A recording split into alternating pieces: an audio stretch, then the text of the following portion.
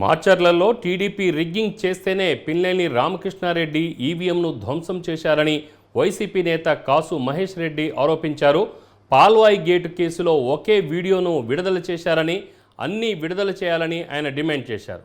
పిన్నెల్లిని దాడి చేయడానికి ముందు ఏం జరిగిందో వీడియో బయట పెట్టాలని ఆయన డిమాండ్ చేశారు.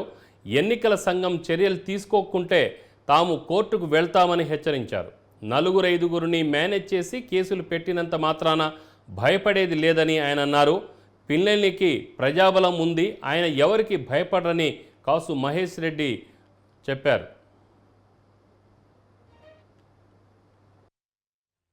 ఈవీఎం ఘటనని వాళ్ళు చూపెడుతూ పిన్నెల్లి రామకృష్ణారెడ్డి గారిని నిందితుడిగా చేర్చటం ఎంతవరకు సమంజసం?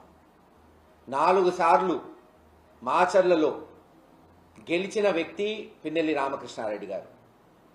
తెలుగుదేశం అధికారంలో ఉన్నప్పుడు, జగన్మోహన్ రెడ్డి గారు ముఖ్యమంత్రిగా ఉన్నప్పుడు కాదు, తెలుగుదేశం చంద్రబాబు నాయుడు గారు అధికారంలో ముఖ్యమంత్రిగా ఉన్నప్పుడు అక్కడ జనబలంతో గెలిచిన వ్యక్తి రామకృష్ణారెడ్డి గారు.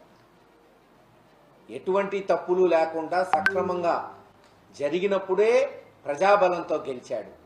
ఈరోజు ఎందుకు గెలవకుండా ఉంటాడు? ఆలోచించండి. ఈ రోజున ఒక ఈవీఎం వీడియో తీసుకొచ్చి పిన్నెల్లి రామకృష్ణారెడ్డి గారు ఇరగ్గొట్టాడు, ఆయన తప్పు చేశాడు అని ఎత్తు చూపుతున్నారు. సరే, ఆ ఘటన పక్కన పెడదాం. ఎలక్షన్ కమిషన్ వారు దాదాపు 7-8 చోట్ల ఈ ఈవీఎం మెషిన్లు ఇరగ్గొట్టారు, వాళ్ళ మీద కేసులు పెట్టాము అని చెప్తున్నారు. మరి ఆ వీడియోలు ఎందుకు బహిర్గతం చేయట్లేదు? ఎందుకు ఒక్క వీడియోనే బయటకు వస్తుంది? ఎందుకు తెలుగుదేశం ఇరగ్గొట్టిన వీడియోలు లేదు? అన్నీ ఏది అయితే కంప్లైంట్స్ వచ్చినాయో, ఇటు వైఎస్ఆర్సీపీ తరఫున కావచ్చు, అటు టీడీపీ తరఫున కావచ్చు, ఎందుకు ఆ వీడియోలు మీరు బహిర్గతం చెయ్యరు? అసలు వీడియో కెమెరాలు పెట్టింది ఎందుకు? బూత్